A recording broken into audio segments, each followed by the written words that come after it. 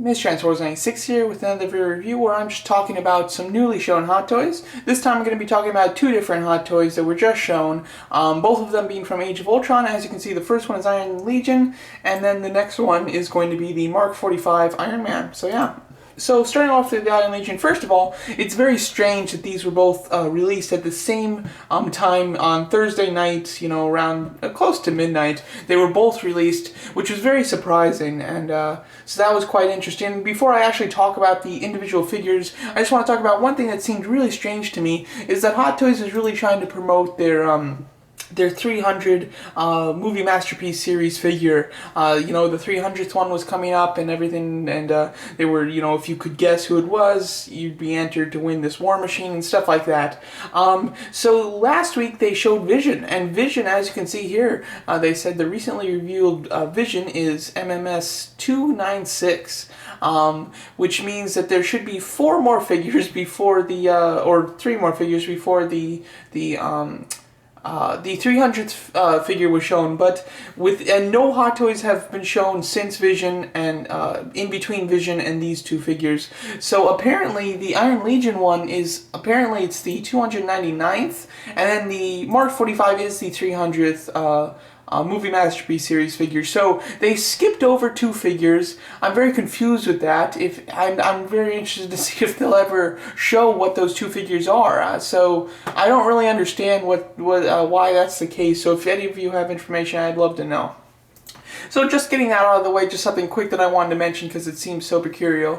But now to go over the actual figures, we've got the Iron Legion here, the Legionnaire. They refer to the team as the Iron Legion, but the individual robots are referred to as Legionnaires in the movie. So one thing that is a little annoying to me, I wish that the nameplate on the base said Legionnaire instead of Iron Legion, but that's a very small nitpick from me. Overall, I think the suit looks wonderful. Whether you liked the look of it in the movie or not, it's definitely unique. What I like about it is it's very robotic as far as it doesn't look like a guy in a suit. The waist is very skinny, much skinnier than your average Iron Man figure, so that just is another indication that it's not a person in the suit, as well as the biggest one being the neck. Obviously a neck cannot fit in there. You've got one like little base kind of pillar that's very thin, and then a bunch of small pistons, which I really like. I think that gives it just a wonderful look, and super kind of like excited about that neck. It looks like it's really well articulated,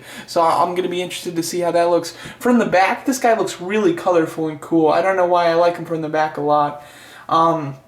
Overall, looks like a really nice figure, and accessories look pretty decent. I think the next one, or no, here it's the next one now, is going to be the accessory picture. Let me talk about that. There we go. Alright, so now we've got all of his accessories. So he does have a removable chest plate where you can see the inner workings of him. And then he comes with your standard hands. You know what? Actually, he doesn't even have fists. I'm surprised in that. I didn't even notice.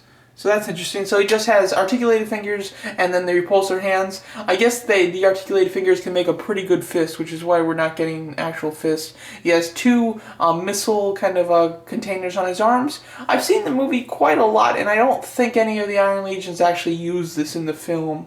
I'm trying to think. I don't think so. And then he comes with a really standard base. For a flying figure, you know, it would be nice if the base was a little bit more interesting, and but overall, he looks really nice. Now, the thing that I'm very confused about is at the Hot Toys Age of Ultron event, they showed this Iron Legion figure, but it was the #1 Iron Legion figure. And then about a week later, they showed #3, which this is, of course, #3. So I'm confused as to why they don't have #1 here.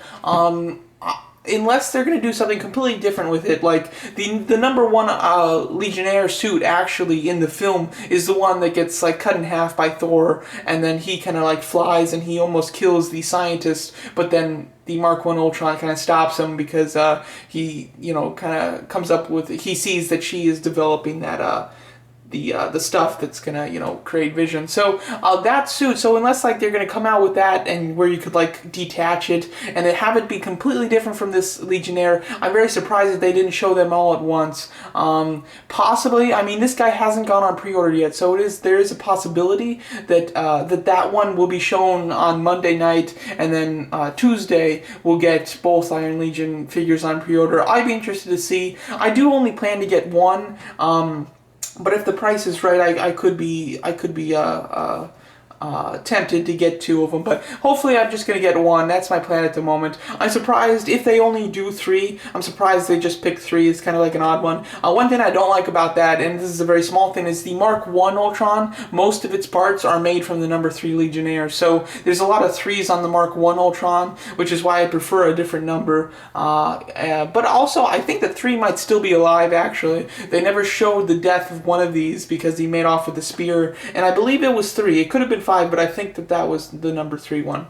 Alright, so that's enough talking about that. I'm very excited to see his price. My original thoughts was about $250 for his price, but on eBay right now, somebody is selling it for $258.88, and typically on eBay they'd be a fair amount more expensive than they'll actually be at on Sideshow Retail. So this guy could be like $235, maybe $240, and that would be great because having it just to be a relatively cheap armor compared to the others would be very nice, considering it's not a super important one.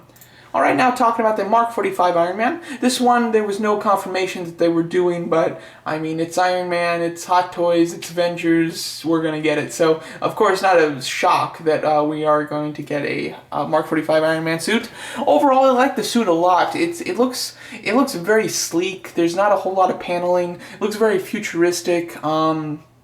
And just looks really neat. I think that the colors are the same problem that Hot Toys usually has. It's a very bright metallic red, while in the movie it's a much darker, almost burgundy, kind of shiny burgundy color. It's just, the darker red Hot Toys can never actually do for some reason.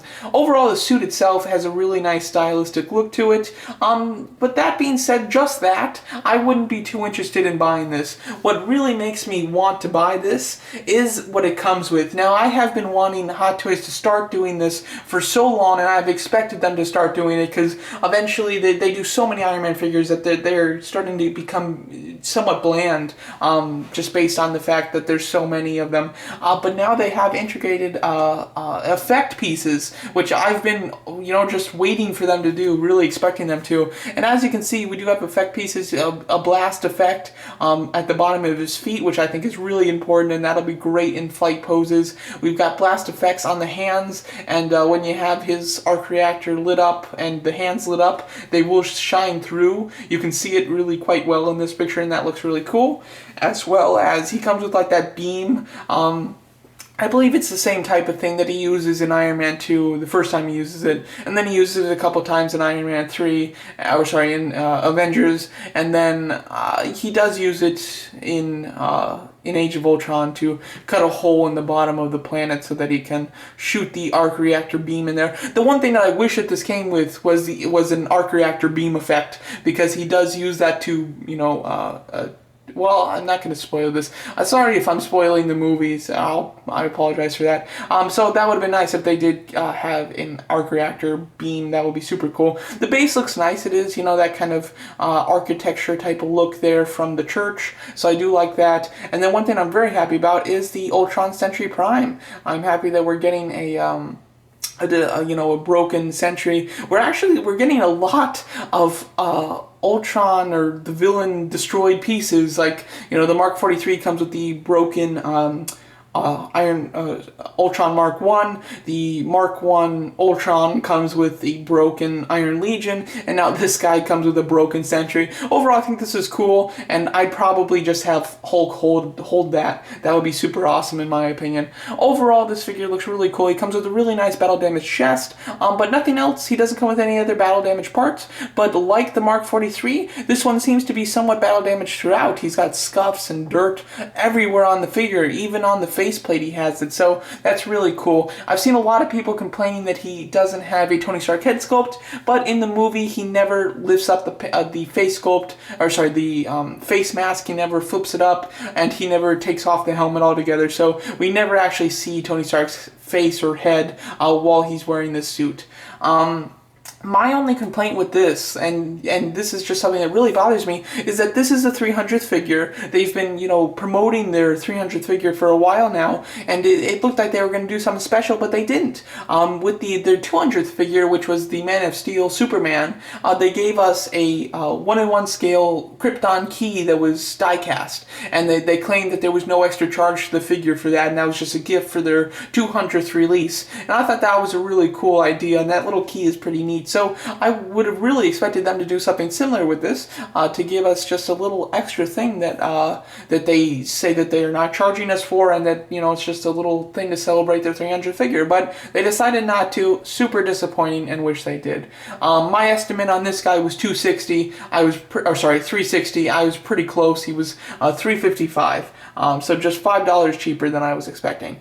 And he is die-cast, of course. I wish that he wasn't die-cast, just because having like two die-cast Iron Man figures in a collection is perfect. Just so you can kind of get the feel of that. Just so you can have that in your collection is great. But you don't need every single Iron Man that comes out to be die-cast. But once they do it for one, if they don't do it for the next one, it's gonna feel not as good as their last one. So they have to keep using die-cast. I'm a little disappointed in that, though.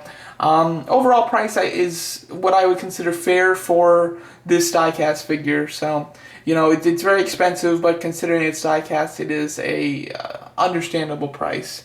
Wish it was lower, of course, though. One thing that I'm very upset about is when this is due to ship. This is set to come out between July and September of 2016, so that's August of 2016. It is May of 2015, alright? This is like 15 months away, which is insane. I was hoping that this would come out like right at the release of Civil War, because I'm sure that his suit will be very similar in Civil War, so it would be great to get this like right as we're all pumped for Iron Man, but we're getting this when summer's already over of next year, when Civil War is coming out on DVD. So that's super disappointing. Wish that it would come in much sooner than that. That's way too far away, in my opinion. But what are you going to do? I haven't decided if I'm going to get the Mark 45 yet. Originally, my thought was to skip him because I am getting the Mark 43, and I'm going to get Hulkbuster, so, I don't really need this one. And in the movie, the suit was just not impressive. Any of his Iron Man suits could have done exactly what this one did. There was nothing special about it. It had no special feature, and it really didn't get much screen time because for the majority of the end battle, he's really just flying around, examining this thing, and he isn't really, we don't get to see the suit in action very much at all. So I was very disappointed with the suit itself in the movie, but it looks really awesome, and it looks very similar to what we've all seen before, but at the same time very different. It's got a very stylized design to it, very clean and not so panely like his usual suits are. So I'll be interested to see how this is articulated, and the suit is quite neat.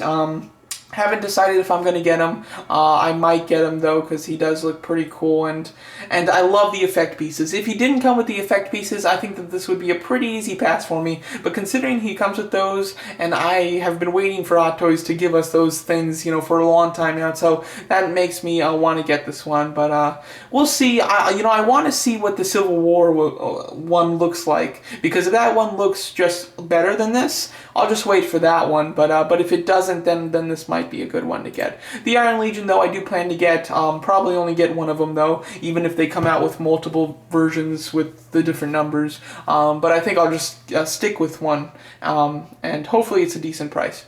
So there you go. Those are my thoughts on the two new Hot Toys figures that were shown from Age of Ultron, the Legionnaire and the Mark 45. Thanks so much for watching, and tell me what you guys think about these figures.